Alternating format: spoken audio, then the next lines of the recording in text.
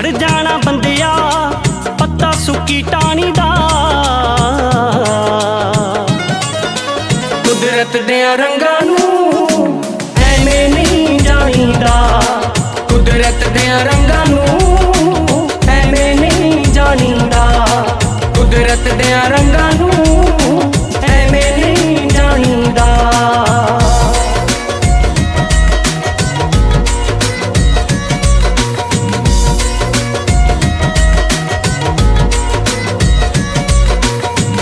ਜੇ ਉਹ ਰੋਟੀ ਦੇ ਸਕਦਾ ਏ ਹੱਥਾਂ ਚੋਂ ਵੀ ਖੋ ਸਕਦਾ ਏ, ਹੱਥਾਂ ਚੋਂ ਵੀ ਖੋ ਸਕਦਾ ਏ। ਜੋ ਤੂੰ ਕਦੀ ਸੋਚਿਆ ਵੀ ਨਹੀਂ ਉਹ ਵੀ ਉਹ ਤੋਂ ਹੋ ਸਕਦਾ ਏ।